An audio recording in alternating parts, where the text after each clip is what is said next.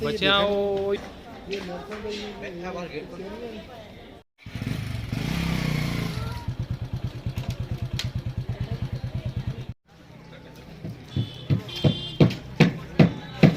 देखिए, जो कोविड है, ये 4-5 साल से हमारे यहाँ चल रहा है। तो इसकी शिद्दत में कमी आ गई है। पहले जब शुरू-शुरू में आई तो उस वक़्त लोग काफ़ी इससे डरे हुए भी थे।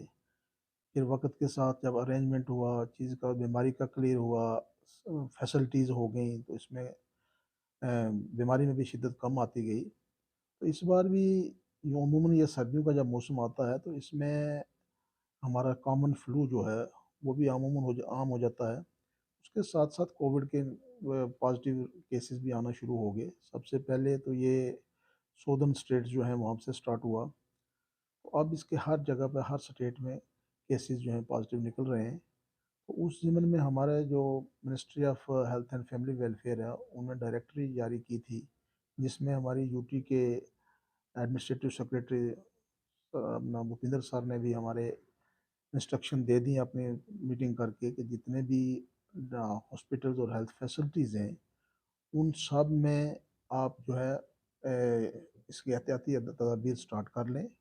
और अगर हमारा इन्फेक्शन रेट बढ़ता है, उसके लिए हमें जितनी भी चीज़ें रिक्वायरमेंट है उनका थोड़ा सा अपनी ऑडिट कर लें। उसमें हमारी मॉक ड्रिल भी हो गई।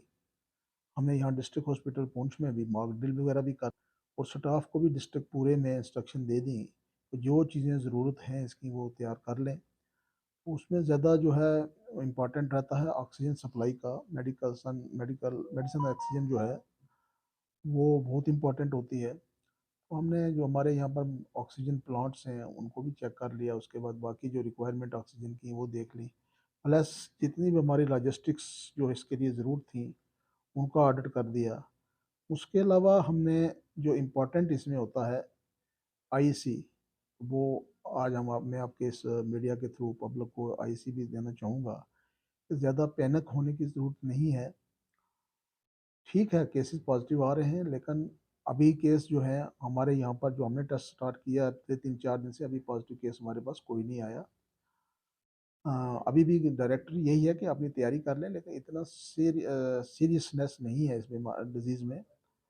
जो केसेस अगर कहीं पॉजिटिव निकल रहे हैं उनको माइल्ड सी डिजीज़ है और वो थोड़ी बहुत ही दवाई लेने से ठीक हो जा रहे हैं।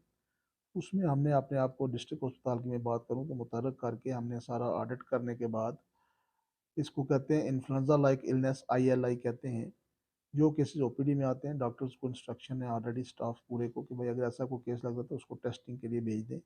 टेस्टिंग फैसिलिटीज़ हमने यहाँ पर स्टार्ट कर दी हुई है।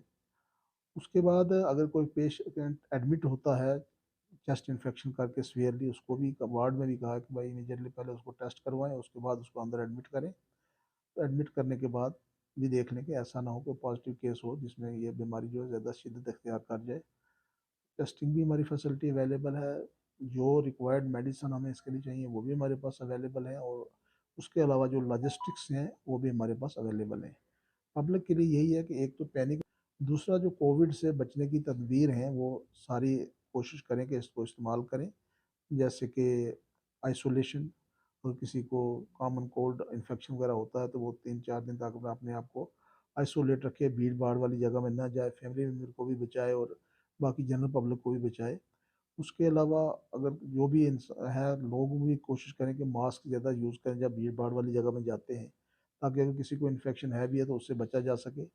तीसरा जो है हैंड हाइजीन, जो हम पहले से भी कह रहे हैं कि हैंड हाइजीन बहुत इंपॉर्टेंट है, कि हाथ हमारे बार बार डिफरेंट सरफेसेस को टच करते हैं, वहाँ से कोई ना कोई इन्फेक्शन अगर हाथ के साथ लग गया तो अगर हम दोबारा अपने नाक को या मुंह को टच करेंगे तो इन्फेक्शन होने के चांसेस हैं। तो हैंड हाइजीन बहुत इंपॉर्टेंट है।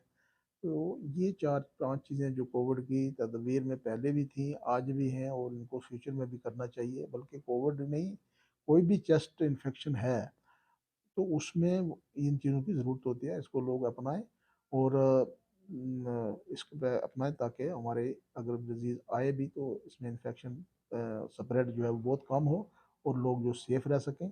और जब भी किसी को ऐसा प्रॉब्लम है तो इमीडिएटली हॉस्पिटल में चेक कराएं। टेस्ट कराने के बाद उसका जो रिक्वायर्ड ट्रीटमेंट है वो उसको दी जाएगी।